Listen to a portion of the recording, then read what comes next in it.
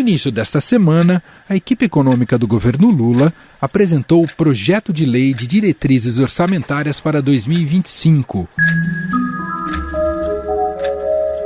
com mudanças nas metas econômicas para os próximos anos. Essas foram as primeiras alterações desde a aprovação do novo arcabouço fiscal, que entrou em vigor há menos de um ano. Se essa meta precisa ser mudada, se ela agora não é factível, por que não foi feita então lá atrás de uma maneira mais factível? Então, quando que ela vai ser realmente possível de ser cumprida? E essa incerteza é que traz todo o risco Brasil, que a gente costuma falar. A principal mudança tem a ver com as metas das contas públicas. Antes havia previsão de superávit de 0,5% do PIB para o ano de 2025. Agora, a meta é ficar no zero. O superávit previsto para 2026 também foi reduzido de 1% para 0,25%.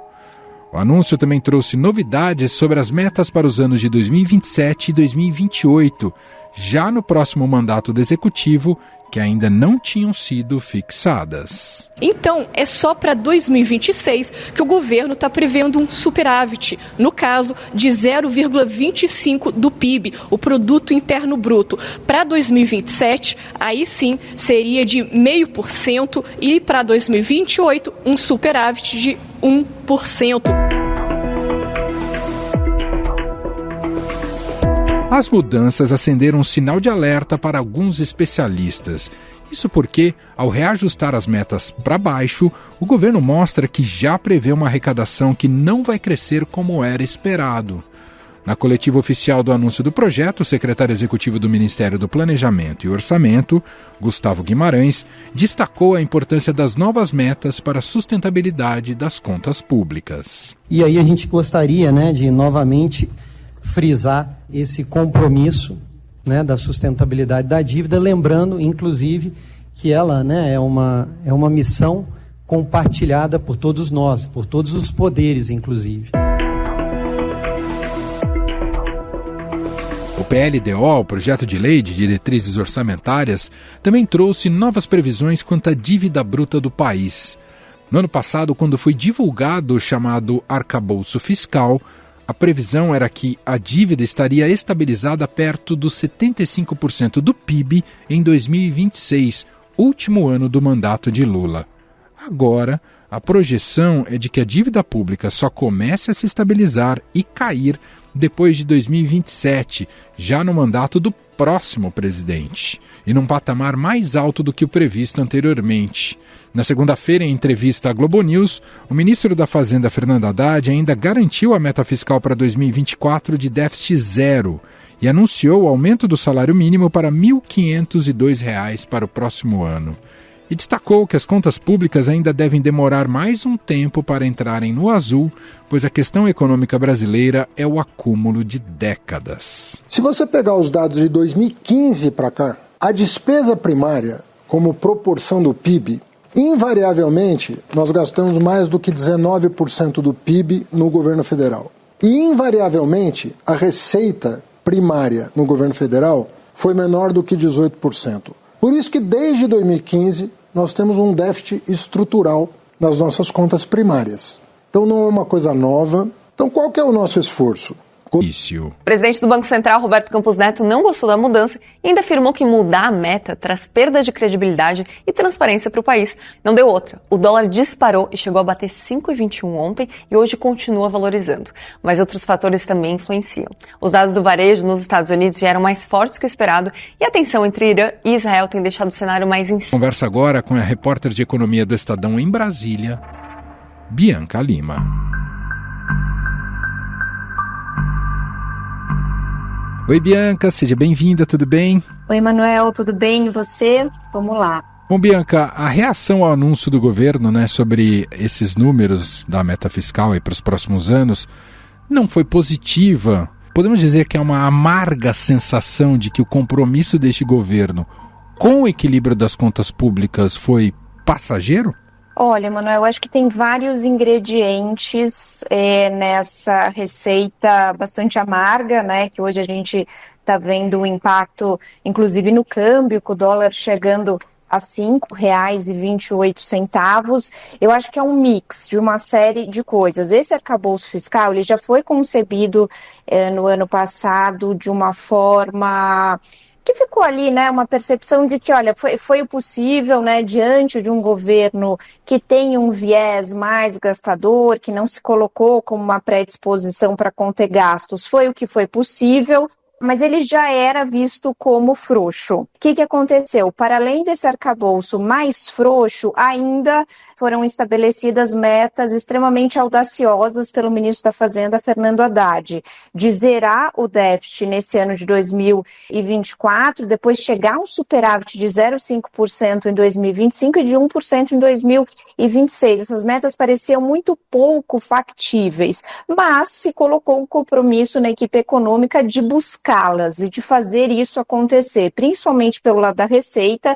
A gente vai falar sobre isso mais para frente, o que também foi criticado, né? Muita ênfase no lado da Receita e pouco na do gasto, mas o ministro colocando que se fosse preciso também cortaria despesas, olharia para o lado do gasto, que é até aquela arena da ministra Simone Tebet, mas muito pouco foi feito em relação a isso. E aí agora a gente chega nessa apresentação do orçamento, né, das diretrizes do orçamento do ano que vem, de 2025, com essa alteração da meta. Então, qual é a percepção que fica?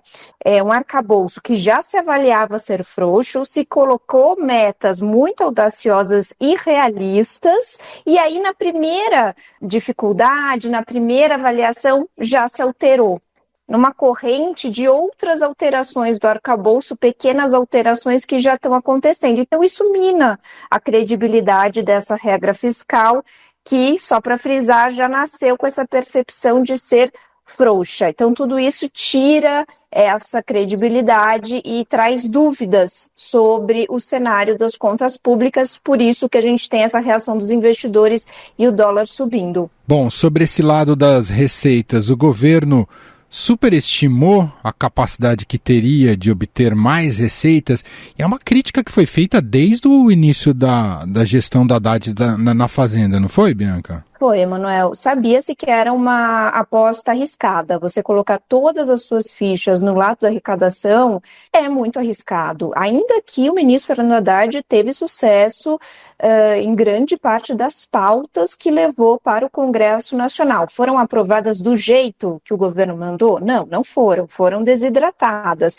Mas ele conseguiu passar ali, se eu não diria 100%, basicamente 90% do que ele queria da pauta arrecadatória. Então, o Congresso contribuiu com esse lado. Mas é isso, você tem ajustes durante a tramitação e é difícil você prever por completo o desempenho da Receita, que depende de uma série de fatores. Então, não veio exatamente como se previa por conta dessas desidratações e mais. Veio forte em 2024, mas porque uma parte significativa dessa arrecadação de 2024 é extraordinária, ou seja, não vai se repetir em 2025 e nos anos que se seguem. Por exemplo, aquelas mudanças, né, nos fundos dos super ricos, você tem uma regularização dos valores aplicados, que é uma regularização que só acontece uma vez, você não vai ficar repetindo ao longo dos anos. Então, é algo que vem forte em 24, mas não se repete.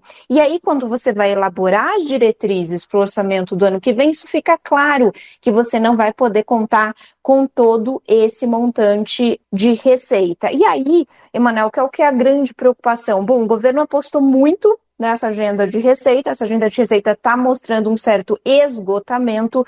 Quantos coelhos mais o ministro vai conseguir tirar da cartola para conseguir recompor essa base tributária, essa base de arrecadação? Não se sabe, há dúvidas. Parece que há um esgotamento e aí precisaria olhar para o lado do gasto, mas esse olhar é muito tímido. Eu imagino que você vai me perguntar sobre isso. Já teve alguma sinalização nesse orçamento de 2025, mas é muito tímido. Então isso também traz uma desconfiança do mercado, que fica com a percepção de que o governo não está disposto a rever despesa. E Bianca, que impactos concretos poderão ser observados ao longo do tempo em relação a essa revisão da meta fiscal? A gente pode esperar já juros mais altos por parte do BC? queda no investimento estrangeiro? O que vem pela frente em relação ao que foi apresentado nessa semana? Olha, Manuel, acho que o primeiro efeito ele foi imediato. A gente já está vendo acontecer no mercado financeiro, que é um dólar a 5,28. É um patamar bastante elevado. Dólar alto, a gente tem que lembrar, é injeção na veia da inflação, né? É claro que tem toda a volatilidade do câmbio, isso pode se acomodar, a gente tem o cenário externo, inclusive o ministro Fernando Haddad, que está fora do país, atribuiu esse movimento 2/3 dele, então a maior parte a fatores externos e não a fatores internos, isso na avaliação do ministro. Não sei se essa balança é mesmo nessa proporção, acho que o ministro está tirando um pouco ali desse impacto da mudança da meta, mas claro que tem todo esse cenário mais adverso lá fora. O câmbio pode se acomodar à medida que o cenário externo melhore? Claro, pode, mas o fato é que essas oscilações, principalmente essas mais bruscas, e se isso significar uma mudança de patamar, vai significar mais inflação. E aí, o que acontece? O Banco Central fica com um espaço mais limitado para cortar os juros. Então, hoje, Emanuel, a gente já viu algumas casas, algumas corretoras, alguns bancos revendo para cima a Selic no fim desse ano, ou seja, prevendo que o Banco Central não vai fazer tantos cortes ou cortes não tão expressivos na taxa de juros. Um juros mais alto significa um crédito mais caro, e isso impacta no PIB, que é o crescimento do país, impacta no emprego, e aí traz toda aquela preocupação da ala política do governo, que já está muito preocupada com a popularidade do presidente Lula, que está em queda. É um ano de eleição municipal e o governo quer, ali por tudo, fazer o país crescer mais. E isso aí acaba sendo um tiro no pé desse desejo de se crescer mais. O fato é que responsabilidade fiscal e a sinalização de uma responsabilidade fiscal é fundamental para você ter as condições para o crescimento econômico. Eu queria te ouvir para a gente fechar um aspecto político desse anúncio. Por que o ministro da Fazenda, Fernando Haddad, a ministra do Planejamento, Simone Tebet, não quiseram botar a cara para bater ao fazer esse anúncio e mandou os secretários ali para a coletiva com a imprensa? Há um certo constrangimento, um sinal de fracasso nisso que precisou ser revelado, Bianca? Pois é, Manuel, essa é uma excelente pergunta que todos nós, jornalistas aqui de Brasília, nos fizemos ontem ao não vermos, né, os dois ministros lá. Tudo bem que o ministro Fernando Haddad tinha uma viagem marcada, mas talvez pudesse ser ajustado o horário, né, dessa coletiva, dessa entrevista aos jornalistas. O fato é que eles realmente enviaram os seus secretários para essa conversa, que foi uma conversa dura, né, Emanuel? Foi uma conversa de mudança de meta, uma meta que foi avalizada pelo ministro Fernando Haddad. Ficou evidente que eram metas irrealistas, que não poderiam ser cumpridas, e ainda assim as metas que foram colocadas ainda são vistas como muito positivas, ainda há dúvidas se elas serão mesmo cumpridas. Para além disso, houve uma cobrança muito forte por parte ali dos jornalistas, da imprensa, se o governo não vai começar a olhar para o lado do gasto, uma vez que essa agenda de receitas começa a dar sinais de esgotamento.